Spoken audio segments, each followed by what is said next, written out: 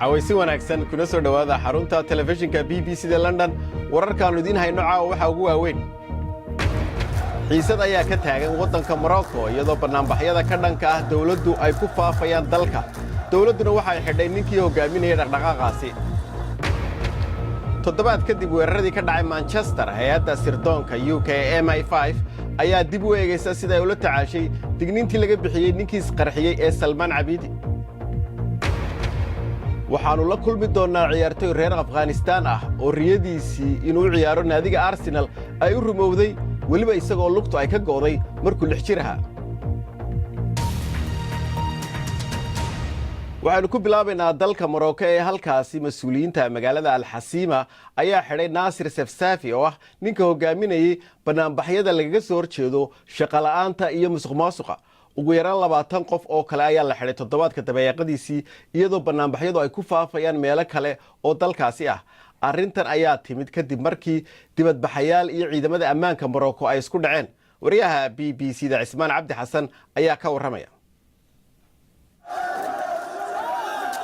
wadooyinka Al-Hasima ayaa goob dagaal isu rogay kadib markii ay dibadbaxayaal iyo ciidamada ammaanka isku dhaceen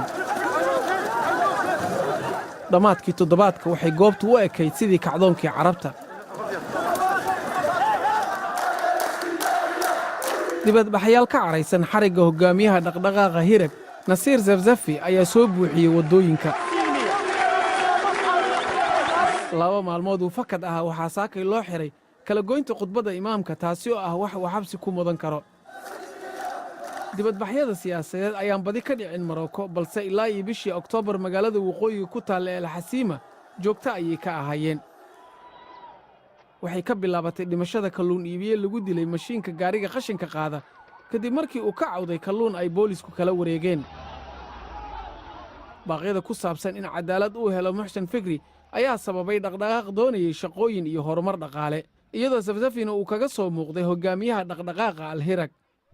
gobolka Rif ayay dhibaato kala dhaxaysay boqortooyada 1990kii markii la boqray Maxamedka lixaad mid ka mid ah qorshooyinkiisii ugu weynaa waxay ahayd inuu gobolka dhaqaale ahaan u furo dalxiiska iyo mashaariicda horumarinta xiisadda maanta ayaa ah inaysan taasi ku filnayn laanta sirdoonka ee dalkan Ingiriiska MI5 ayaa loo soo jeediyay inay dib u eegto sida ay u qaadato wararka bulshada laga helo kadib markii lagu baraarugay weerarkii Manchester waxaa muuqata in si gaar ah loo eegayo bal waxa looga jawaabi waayay digniinaha laga bixiyay Salman Abidi dhanka kalena booliska ayaa wada baaritaanka lagu hayo weerarkii Abidi geystay wararkii ugu dambeeyay waxa inoo haya Axmed Xaaji Xasan yaa ku xirnaa Salman Abidi waa su'aasha uu ku salaysan yahay baaritaanka la dagaalanka argagixisada ee hadda socda xalay diiradda waxay u wareegtay dhanka xeebta koonfurta England meel in ka badan 250 mayl u jirta Manchester magaalada Shoreham-on-Sea ciidamada waxay galeen guri waxayna ka soo qabteen nin 23 sano jir ah wuxuu ku biiray 13 qof oo hore loo xiray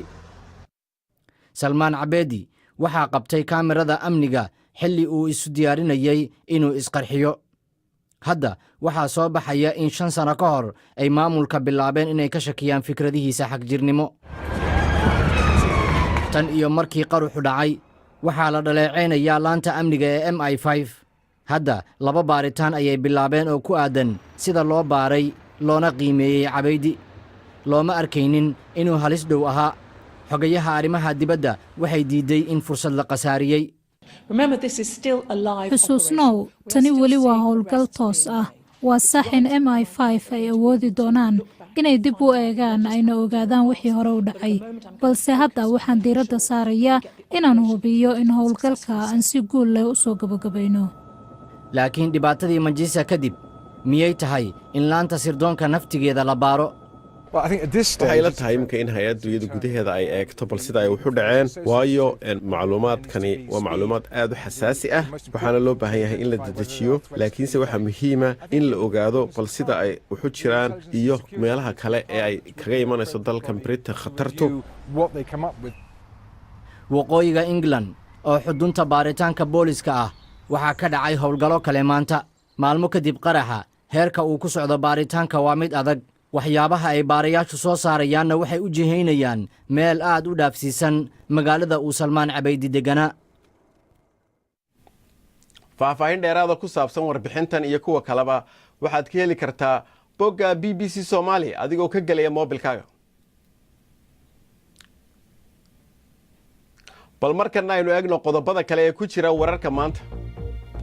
madaxweynaha cusub ee Faransiiska Emmanuel Macron ayaa u sheegay dhigiisa Ruushka Vladimir Putin inay noqoto mudnaantooda guud sidii qorshe siyaasadeed loogu heli lahaa Suuriya oo ay lagala dagaalamayo argagixisadu khatarta ay halkaas ku leedahay. kulan maanta ka dhacay qasriga Versailles ee Paris ayay labada madaxweyne kaga wada hadleen sida loo eegayo arrimaha kale iyaguna ku saabsan dalka Ukraine.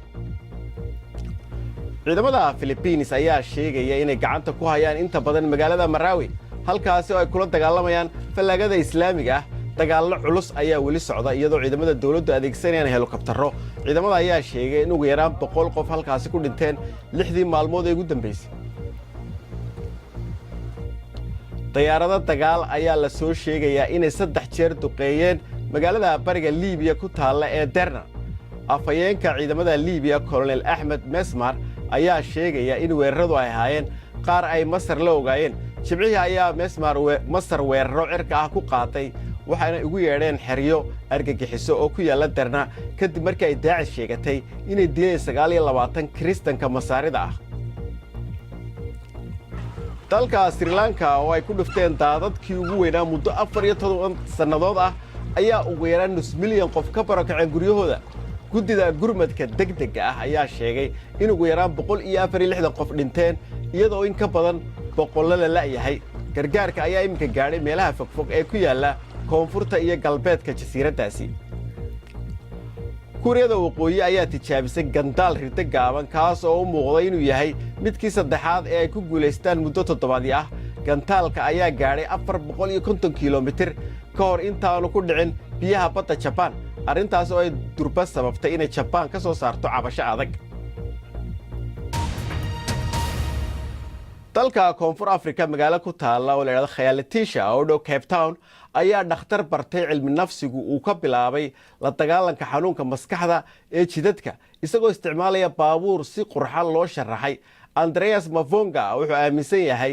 in carruur badan ay qabaan cudurro dhimirka ah oo aan la ogeyn isla markaana aanay helin daryeelka ay u baahnaayeen. wuxuu isku dayayaa inuu dhibaatadaasi wax ka qabto.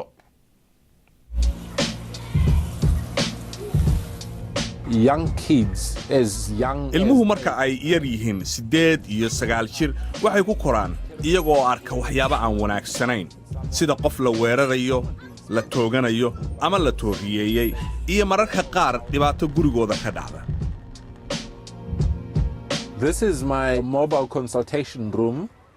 kani waa qolkayga la tashiga. baabuurkan wuxuu adeeg siiyaa ilmahaasi magaalada ee ka soo jeeda qoys aan ka bixi karin qarashka dhakhtar cilmi nafsiga sidayda oo kale. carruurtu marka baabuurkan uu gudbo baabuur sidan u eg waxay u arkaan inuu yahay xaqiiqdii goob caafimaad.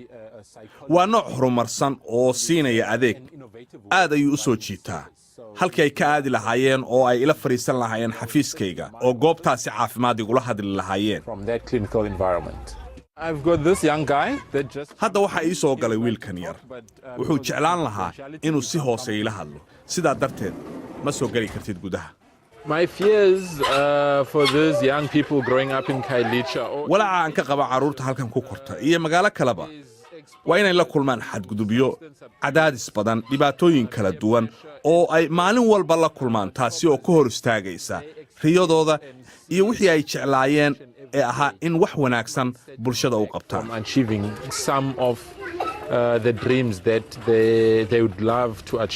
waxay dhiirigelinaya iyo inaan si lacag la'aana ugu shaqeeyo waa inaan jeclahay inaan arko ilmahan yar inay guulaystaan oo ay ka gudbaan caqabadahaasi oo dhan oo aan u noqdo qof tusaale u ah jiilka soo baxaya.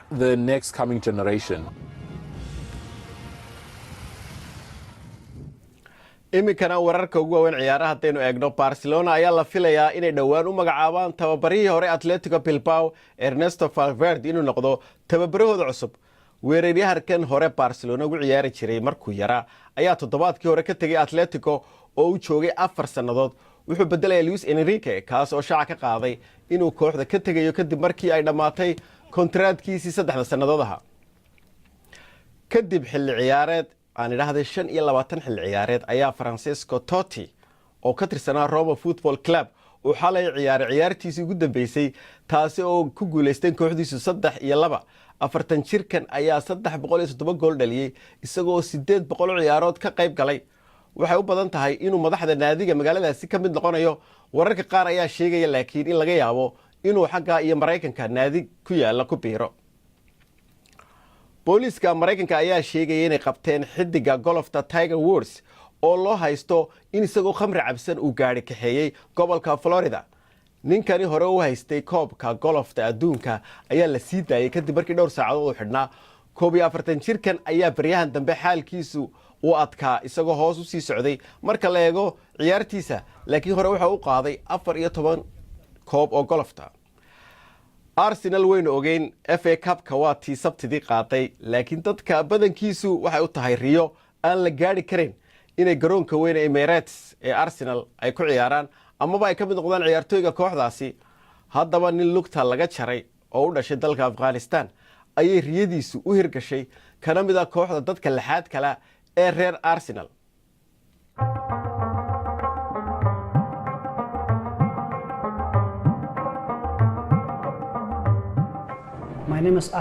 magacaygu waa Axmed Fawaad Amrakhiil waxaan ahay ciyaartooy kubadda cagta ah oo ay lugi go'an tahay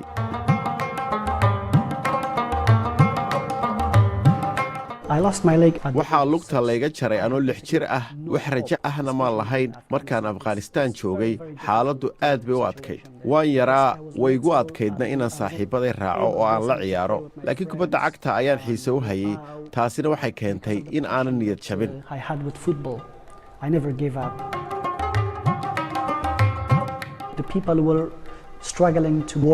waxaaba dadka ku adkayd markii Afghanistan la joogay inay shaqo ama cunto helaan aniguna kubad maan heli karaynin waxaan kubad ka samaystay dhar iyo plastic aad baa layla yaabay sidaan odhanayo kubaddani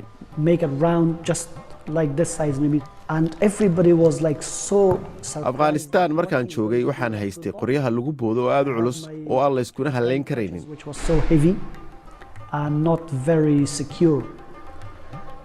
sanado badan ayay igu qaadatay inaan barto oo aan la qabsado sida loo ciyaarayo kubadda cagta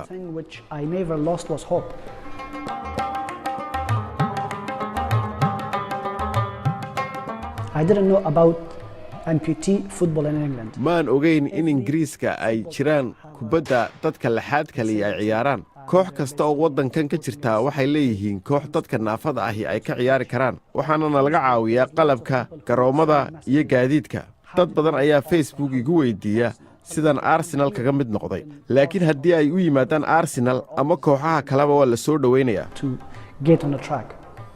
haddii aad tahay qof dadaalaya himiladaada waad gaadhaysaa laakiin haddii xalkaagu yahay berri baan wax qabanayaa ama anaa jab la maagan meel la gaadhi maysid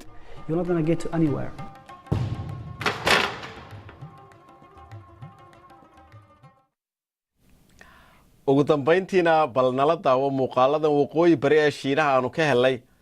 booliska ayay noqotay inay joojiyaan geel badan oo soo jiiday waddo samxada oo gaadiidku maro geelan oo daaqa goob laamida ku dhow ayaa xagga jidka isku soo qaaday nasiib wanaag ciidamada ayaa ku guuleystay inay si nabada u kala horaan geela alla ilaahay geela Shiinaha ee labada kurus lihi si fiican ayuu u qaatay awaamiirta ciidanka wararkan iyo kuwii ugu dambeeyayba waxaad kala socon kartaa oo aad ka helaysaa bogga bbcsomali.com muuqaallo sawirro kala duwan oo ku saabsan wararka aanu ka shaqaynayno waxaad kala socon kartaa BBC Somali Facebook ha hilmaamin waxaad sidoo kale aniga iyo asxaabtaba nagala soo xidhiidhi kartaan ciwaanka Twitterka ee @BBC Somali intaas ayaanu ku soo gabagabeynaynaa barnaamijkeennii caawa waa mahadsantihiin sidaa iyo nabadgelyo